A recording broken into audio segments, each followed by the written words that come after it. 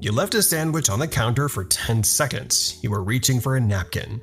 When you turned back, the plate was empty and your dog was on the other side of the kitchen, chewing with an expression that suggested nothing had happened. Or maybe it wasn't food. Maybe you walked into the bedroom and found your pillow on the floor, gutted, its stuffing scattered across the carpet like evidence your dog had no intention of cleaning up. Or maybe it was quieter than that. Maybe your worn t-shirt disappeared from the back of a chair and you found it in your dog's bed an hour later, unharmed, just claimed. These all look like the same thing.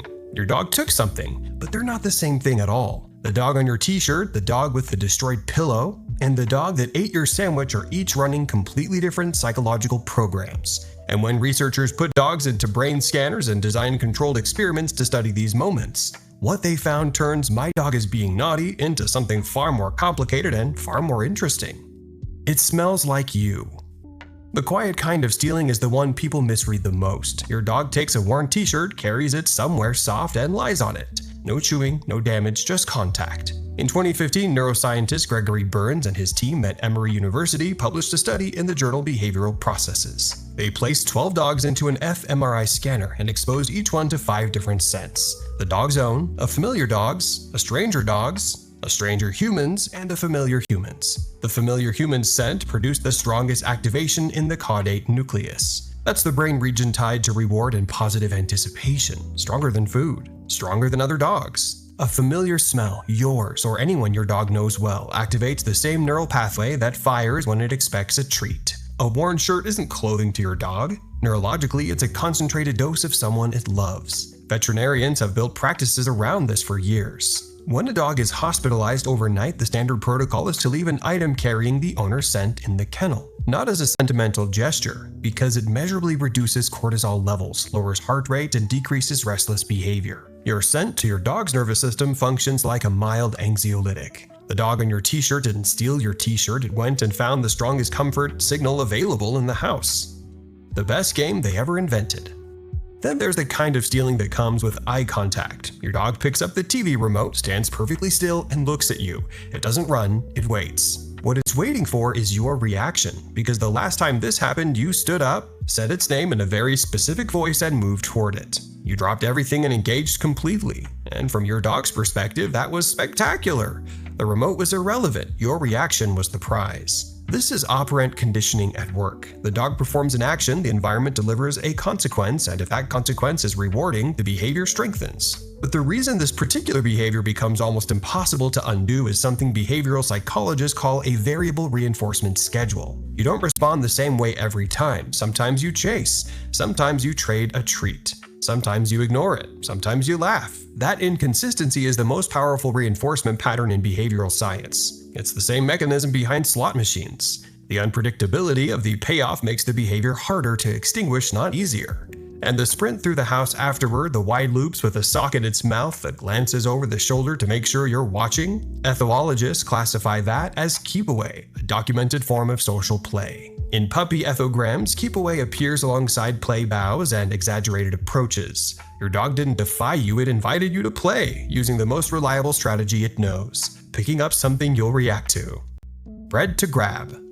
There's a reason some dogs do this constantly and others barely bother, and the explanation goes back thousands of years before any individual dog was born. Every domestic dog carries a behavioral chain inherited from wolves that ethologists call the predatory motor sequence. Orient, eye, stalk, chase, grab, bite, kill, dissect, consume. Wolves run the full chain, but selective breeding across millennia has amplified certain stages and suppressed others depending on what each breed was designed to do. Herding dogs were bred for intense eye and stalk with grab phase nearly removed, which is how a border collie controls sheep without injuring them. Retrievers were shaped for the opposite, a soft, persistent grab and carry with the kill and dissect phases completely suppressed, which is how a Labrador brings back a bird without destroying it. Terriers were built around a powerful grab and shake, the kill-bite stage deliberately amplified. In 2024, a study published in PLOS ONE led by researcher Mikel Delgado analyzed behavioral data from over 73,000 dogs using the CBARC database. Retrievers, spaniels, and pointers were dramatically overrepresented among dogs that compulsively fetch and carry objects. That same grab and carry impulse doesn't care whether it's a tennis ball or your slipper. When your golden retriever trots through the living room holding your shoe looking deeply satisfied with itself, that's not misbehavior. That's a working trait engineered across centuries of selection with no job left to do.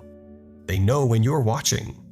Food theft operates on a different level entirely, and the research behind it reveals something about your dog's mind that might genuinely surprise you. In 2013, researcher Julianne Kaminsky and her colleagues at the Max Planck Institute published a study in the journal Animal Cognition. They tested 84 dogs in a setup where food was placed in a room and a human forbade the dog from taking it, and they varied the lighting across trials. Dogs took roughly 4 times more food when the room was dark than when it was lit. The critical detail? The variable that predicted stealing wasn't whether the dog could see the food, it was whether the human could see the dog. A separate experiment by Brower, Call, and Tomasello, published in Applied Animal Behavior Science, confirmed the same pattern using physical barriers instead of lighting. Dogs consistently took food from positions where the human sightline was blocked.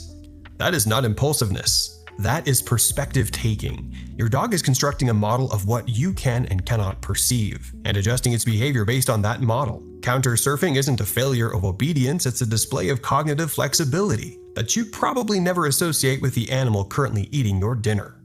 The difference between collecting and destroying.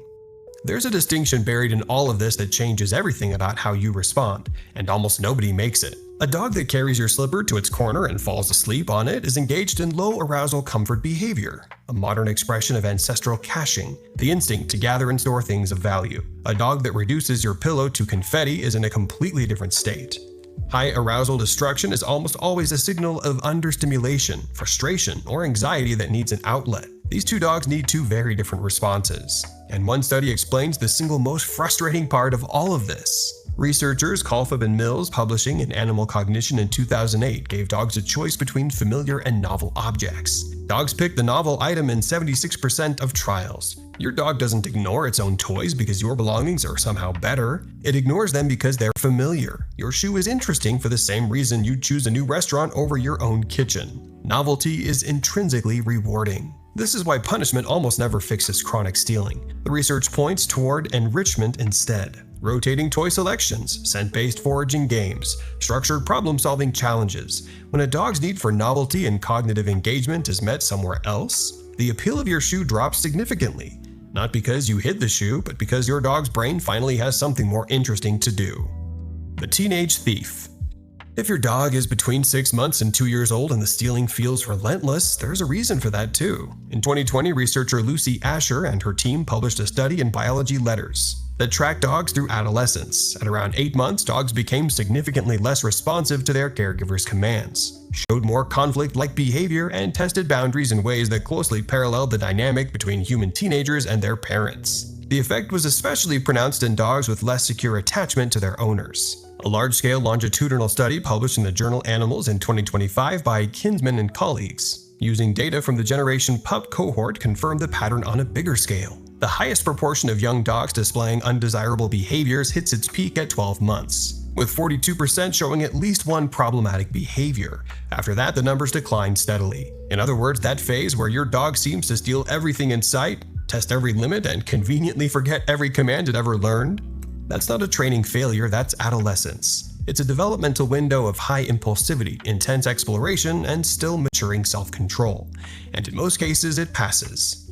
What not to do and what actually works. Here's a detail from the research that goes against the most common instinct people have. In 2018, researcher Jacobs and colleagues published 2 companion studies in preventative veterinary medicine. Surveying 3,589 dogs, they found that physically removing objects from dogs, chasing them down, prying things from their mouths, increased resource guarding behavior over time. The dog learned that having something means conflict is coming, so it started guarding harder. But teaching a reliable drop command through exchange, trading the stolen item for something of equal or greater value, reduced guarding significantly. The dog learned that giving things up leads to good outcomes. This is why behaviorists almost universally recommend the trade protocol over the chase and grab approach. Your instinct to pursue your dog across the living room is understandable, but the research says it just makes the problem worse. When it's not a game anymore.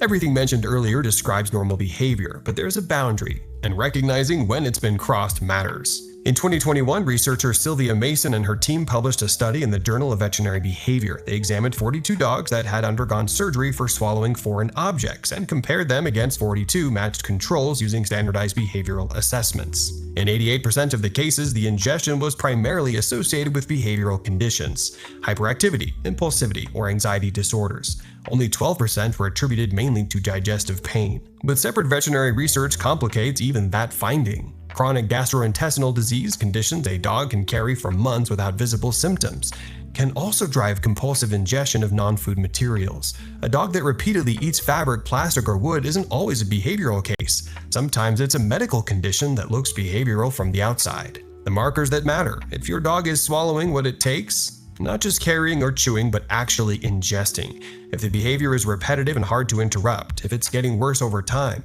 or if you're seeing weight loss, vomiting, or unusual tiredness alongside it, that's no longer something training can address. That needs a veterinarian, and soon. A dog that steals is doing something far more specific than being bad. Its brain treats the scent on your worn shirt the way it treats the anticipation of food. Its social intelligence is sharp enough to calculate whether you're watching before it touches the steak on the counter. 15,000 years of selective breeding gave it a grab-and-carry drive that doesn't distinguish between a duck and your slipper.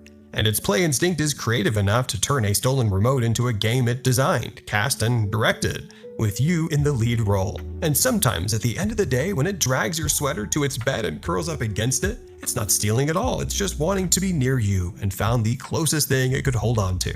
Subscribe if you want to keep decoding the science behind your dog's strangest habits. Drop a comment below. What's the weirdest thing your dog has ever taken? Next time, we're getting into something completely different, and the psychology behind it is stranger than you'd expect.